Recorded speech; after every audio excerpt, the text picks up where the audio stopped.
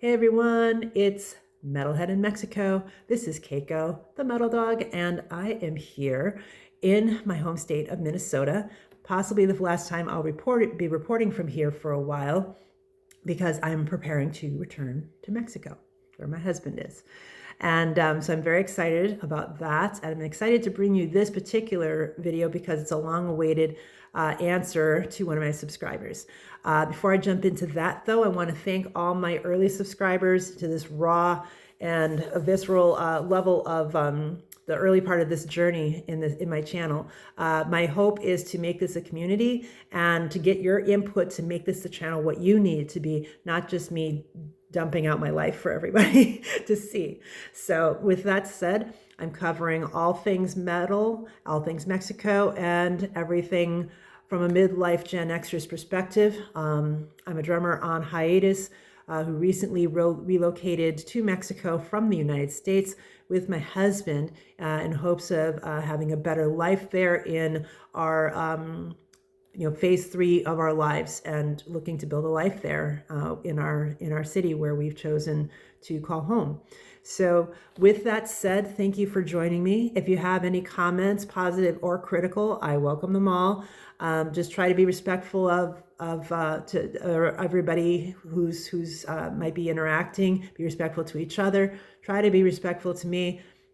But like I say, I have a thick skin. If you have some criticisms or ideas, please go ahead and comment below. I'm open to it all. So with that said, I'm going to take a dive into finally answering one of my subscribers' questions. Her name is Tammy Cokes. Tammy, I hope I'm not butchering your name too badly, but your questions involved a bit deeper dive into finding answers, a little bit more than what I had thought.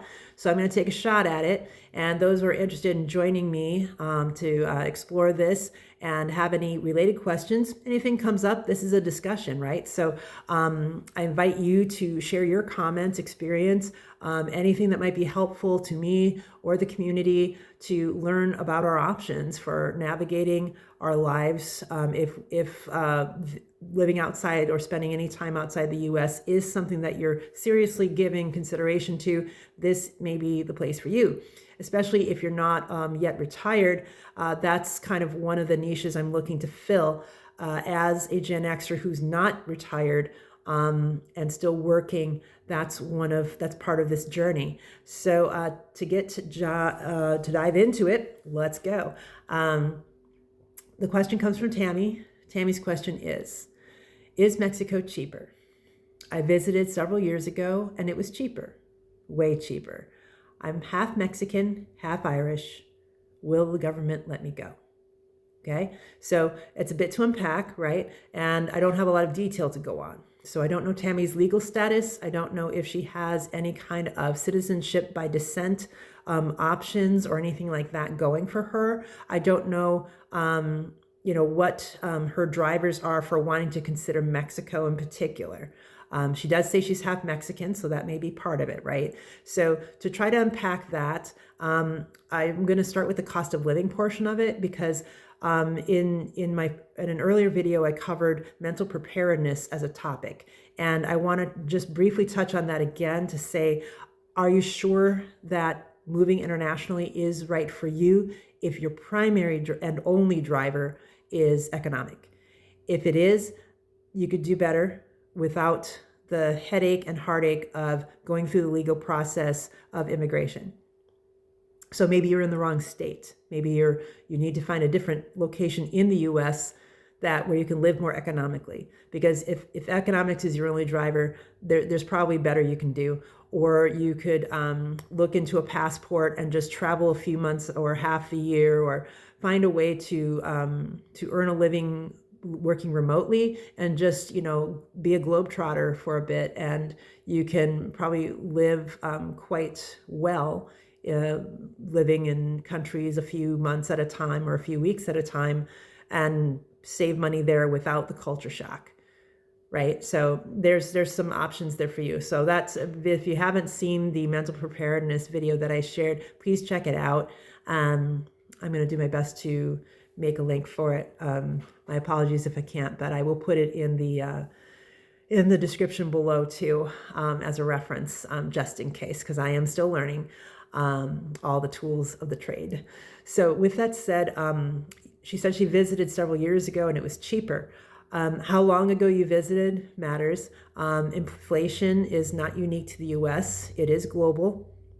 Our economies are intrinsically tied to the globe, to the world, and some countries are more affected than others when there's trouble here.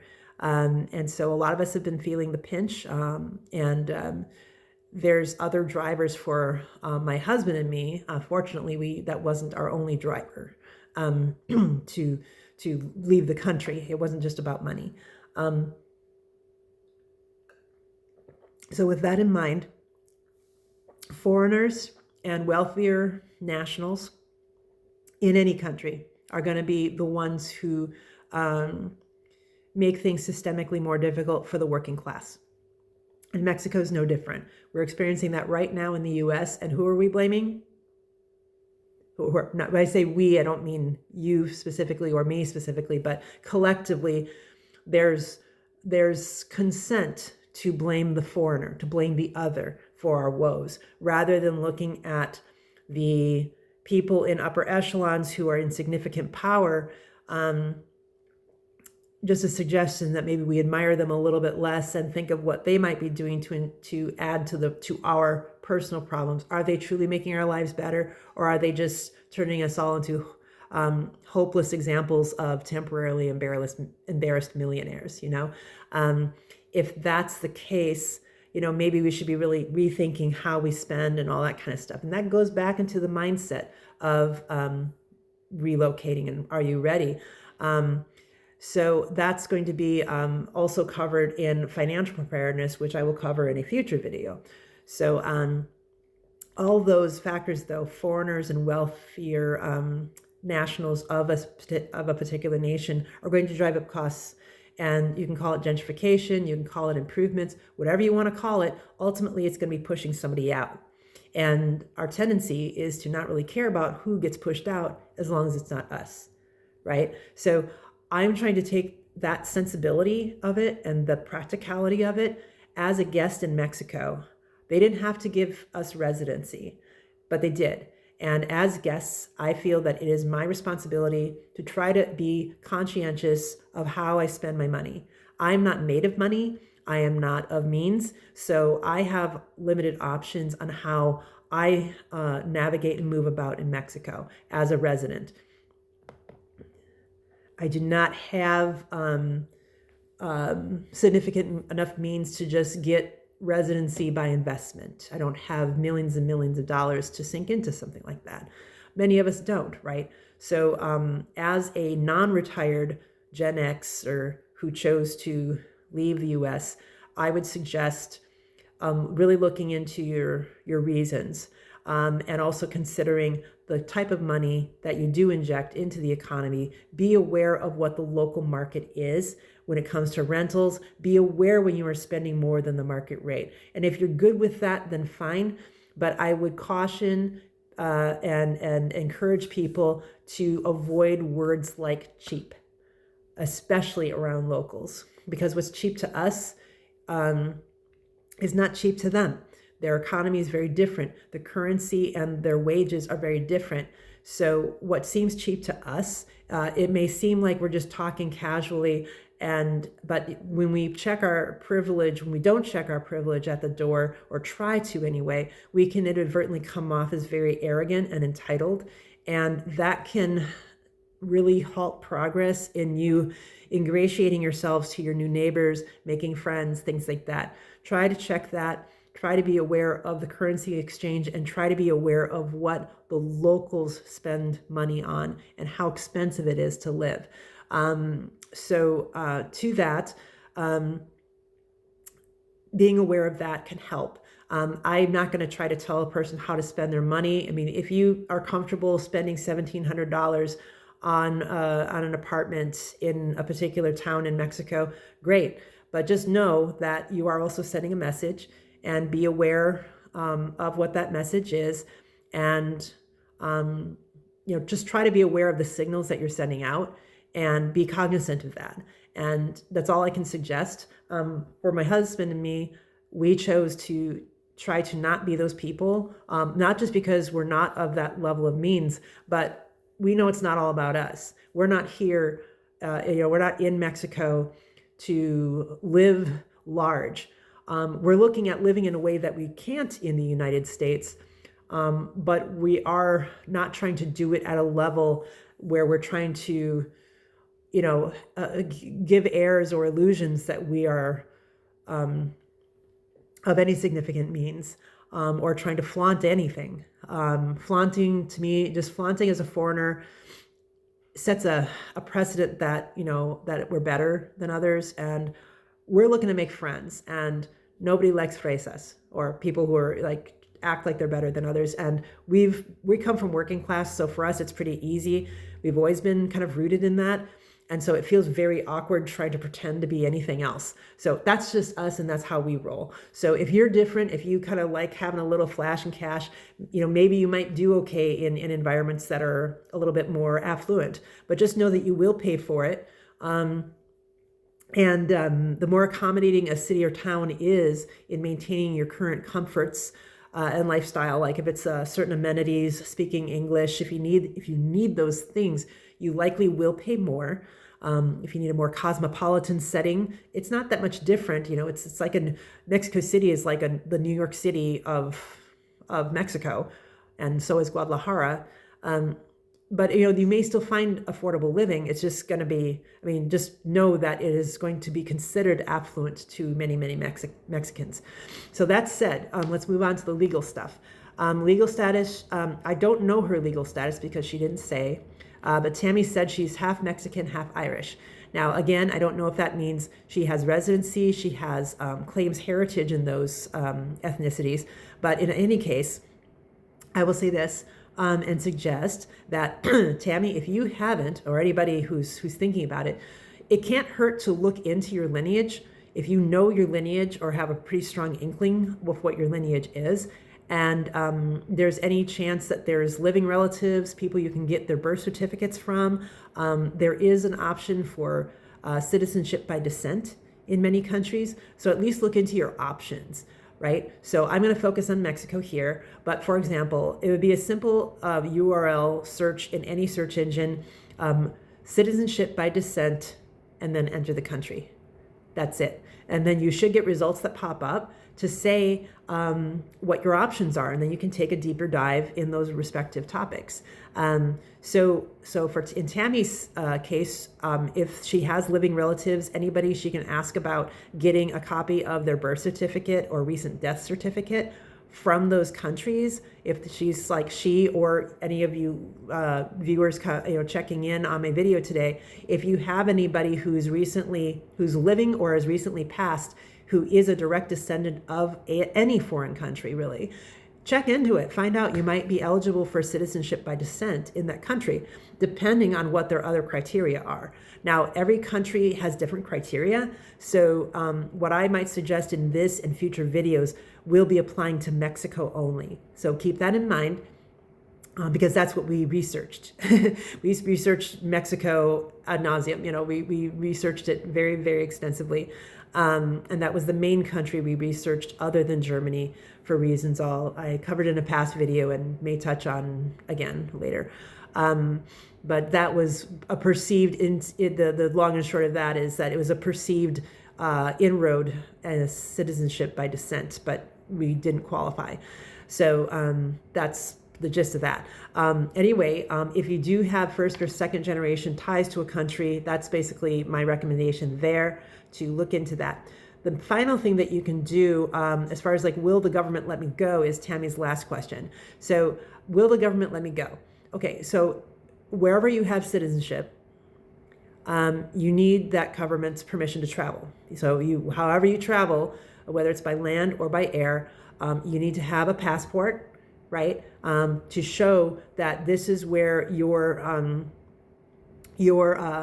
proof of your legal status is. So to that, I would suggest very, very highly, if you have not already done so, it's January 2026, right? Get your passport application in order and get it submitted. Get it started now. Even if you're months or years away from actually going, get your passport so you have it in hand. For starters, it's a good mental preparedness element, a good tool to have. You've got the passport in hand. It will stay top of mind that is your goal. That is what you want to do, at least to travel, if not relocate. At least you've got it. The other part of it is because of the changing climate, and we don't know where it's leading, the changing climate globally, many countries are reassessing their visa process, their citizenship process, how welcoming they are going to be of foreign visitors and things like that. And being frank, a lot of it is due to the US's shift in policies. They're responding in kind and tamping down some of those. The floodgates aren't as open as they used to be. I'll just leave it at that. But as such, I would really recommend getting your passport now, getting that application sent off. And I will provide that as part of a freebie cheat sheet on how to get your passport and where to go. There's a couple of links I can recommend, but also I'm going to give just an early recommendation cheat sheet for free in the link below. And so I'll provide that for you and in exchange for your time. Thank you very much for joining me on this video. If you like the content, by the way, feel free to subscribe. There will be more to come. I invariably will get better and more comfortable in front of the screen, and I will use your suggestions and feedback as well as I can in the context of my channel. So it's all welcome and valued. Thank you very much for your time. So if you are a legal citizen that want to travel internationally, my suggestion is get both a passport book and a passport card. The passport card, I believe, is just like another $50. And to me, it is well worth it to have both documents. In the context of Real ID, there's been some conflation of terminology, which tends to happen a lot when something's kind of ambiguous and ongoing. The way the Real ID program has been going, it's gotten conflated as like that Real ID is a type of a document. Like I have Real ID, but what Real ID is, it's not a document in and of itself. It's a type of document that is a qualifying document. It can be one of several documents that qualify as legal documentation that proves your legal status. And so the enhanced driver's license is one such document from a US perspective, but it only helps you with domestic travel. It doesn't help you with anything else. So to me, the cost of an enhanced driver's license wasn't worth it, and I chose to channel that extra money into getting a passport and a passport card. I needed the passport anyway, so I just decided, let's get the passport cards too, and then that way I have a compact way of traveling around, even locally, with documentation that shows my legal status. Because in my view, these are the times we're in. Carrying proof of legal status is more important, especially if you look some kind of way to authorities, and I do fall into that category. So whether you think you do fall into that category or not, I'm just, to me, it's a friendly bit of advice that we start getting used to that idea. Carry whatever proof of legal status you have, and in that way, the passport card fulfills that requirement. That way, you've got your local driver's license or ID, but you're also covered for international land border travel as well as international travel. And personally, for me, I found it more advantageous for my goals and my and my husband's goals in our lives that it was just, we weren't going to be spending enough time in the US to warrant putting that extra money into an enhanced driver's license. To us, it was more worth it to have means that allows more freedom to travel across land borders to US and to Canada and Mexico and globally, right? So because of the change in laws, and there's more and more changes happening, I will leave that bit of advice for anybody even thinking about Mexico or another foreign country. Look into getting your passport now. Set that money aside, $5 at a time, $10 at a time, however you got to do it. Set it aside, and whatever helps you do it, whatever helps you accomplish that goal. Because just that flexibility, knowing you have that flexibility in your hand, is very empowering. So knowing that you have that document, that you could travel, that you can go check out these places, that you can start doing your research now, even though you don't feel ready, you're never going to feel ready. That's the other thing. Even when you've done all the planning, there'll always be something that you thought, what didn't I think of? Oh my God, we've come up with so many things that we wish we shoulda, coulda, woulda done, but it had to be good enough. We did extensive research for years to come to the conclusion that we did. It wasn't for just economic reasons. It wasn't just because it's, what's the C word? Cheap. Let's not use it, right? But those other reasons, there must be other reasons that you want to leave the country. And whatever those are, if they're important enough to you, where it's time to give yourself other options, that's good reason enough. And there's no reason for you to justify it to anyone other than yourself and your immediate family, if you have one, if you have, spouse, children, anything like that. That's really the only thing. But to anyone else, you don't owe them justification. You don't need their permission. You just need a legal path to leave. And if you can do that, that's half the battle right there. So that's all I have for today. Thank you so much for joining me. And I'm going to cover more topics like this in future videos. So again, if this content interests you, please subscribe, like, share. Thank you for your time again. And on that note, that's all I've got for today. Ciao for now. And remember, blessed are the weird.